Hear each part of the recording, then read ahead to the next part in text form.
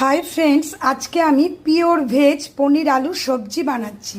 এখানে দেখুন পনিরটাকে আমি একটু মাখন দিয়ে নুন হলুদ দিয়ে ভেজে নিয়েছি হালকা করে। আলুটাও তাই করেছি, একটু হালকা করে ভেজে নিয়েছি। অল্প করে তেল দিয়েছি, হাফ চামচ জিরে ফোড়নে দিলাম। ফ্লেম হাই থাকবে আমাদের। একটা তেজপাতা আর একটা দারচিনি দিচ্ছি। এটুকুই গোটা গরম মশলা দেব এর ভেতরে।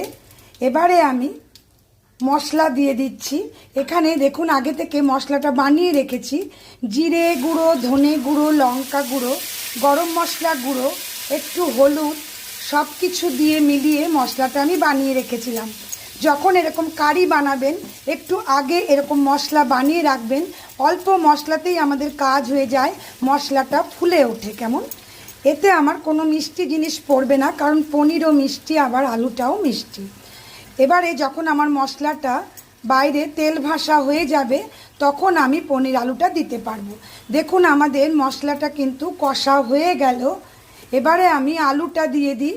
এটা কিন্তু সেদ্ধ আলু, আবার তার উপরে ভাজা, সেজন্য আমাদের দেরি হবে না রান্না করতে। পনিরটাও তাই। পনির যখন রান্না করবেন অবশ্যই একটু মাখনের টাচ দিতে হবে আমাদের। পনিরটাকে মাখন দিয়ে হালকা করে ভেজে নেবেন। রেসিপি যাই হোক না কেন, তাহলে কিন্তু আমাদের স্বাদটা অনেকটা বাড়িয়ে দেবে। আমি এখানে একটু ঝোল করব, গরম ভাত দিয়ে খাবার মতন, সেজন্যই আমি জল দিচ্ছি। এটা ফুটে উঠলেই আমার পনির আলুর কারি রেডি হয়ে যাবে।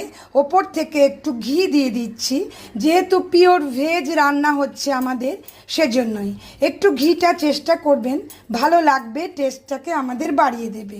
এখানে আমি নুনটা একদম শেষে দিচ্ছি। এটা নিজেরা মাপ মতো দেবেন, কারণ পনিরেও আমাদের নুন আছে, আলুতেও আমাদের নুন আছে। একটু দেখে নুনটা দিয়ে দেবেন। আমাদের রেডি হয়ে গেল পনির আলুর কারি। এবারে আমি কাঁচা লঙ্কাটা ওপর থেকে ভেঙে দিচ্ছি। আর কিচ্ছু লাগবে না। গরম ভাত বা রুটিতে পরিবেশন করুন পনির আলুর কারি পিওর ভেজ। কেমন? আজ আমি এই পর্যন্তই। বাই।